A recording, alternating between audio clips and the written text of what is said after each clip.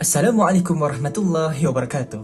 Pada hari ini, kami ingin membentangkan satu inovasi digital yang dibentuk bagi tujuan pendidikan sejarah, khususnya untuk membantu pelajar bagi memahami evolusi persejarahan Barat. Sebelum itu, saya ingin memperkenalkan 5 orang anggota kami, iaitu Muhammad Haizam bin Ramli, Muhammad Fitri bin Muhammad Ali Nafia, Wan Zainal Hanif bin Wan Zainul Abidin, Muhammad Air Daniel bin Nur Halim, Sharifah Nurul Alia Syafiqah binti Wan Salman. Model kami ini merupakan inovasi digital berbentuk laman web pendidikan interaktif dan dinamakan sebagai Sejarah Interaktif Herodotus ke Augustine.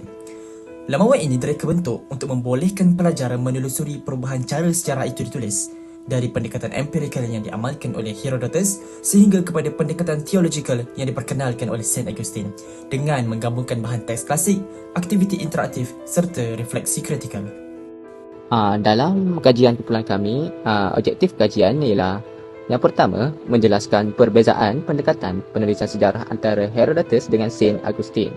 Yang kedua adalah membantu pelajar memahami evolusi pensejarahan Barat daripada pendekatan empirikal kepada pendekatan teologikal. Yang ketiga adalah menggalakkan pemikiran kritikal melalui perbandingan sumber, kaedah dan tujuan penulisan sejarah. Permasalahan kajian. Yang pertama, pelajar menghadapi kesukaran untuk memahami perbezaan pendekatan penulisan sejarah dari satu zaman ke satu zaman.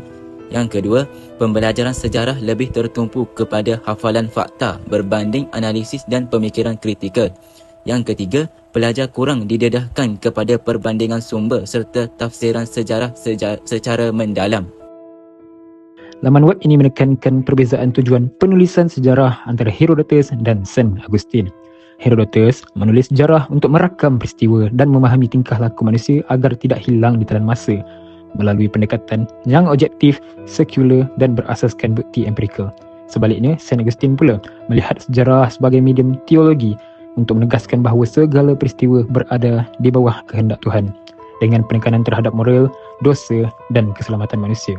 Penulisan sejarah berkembang mengikut zaman, bermula dari zaman klasik, pertengahan, moden dan kontemporari.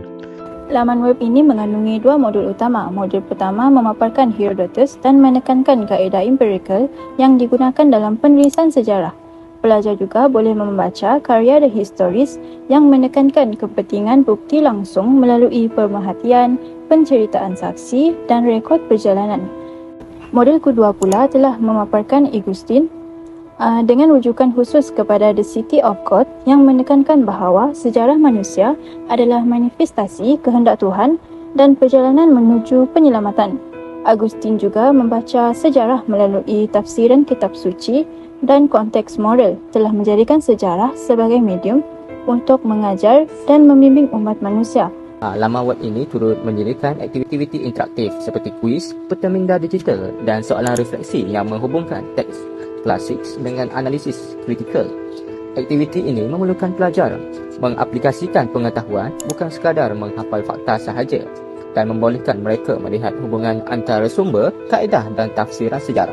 Dengan aktiviti refleksi ini, pelajar dapat mengembangkan kemahiran analisis kritikal dan pemikiran reflektif. Soalan refleksi.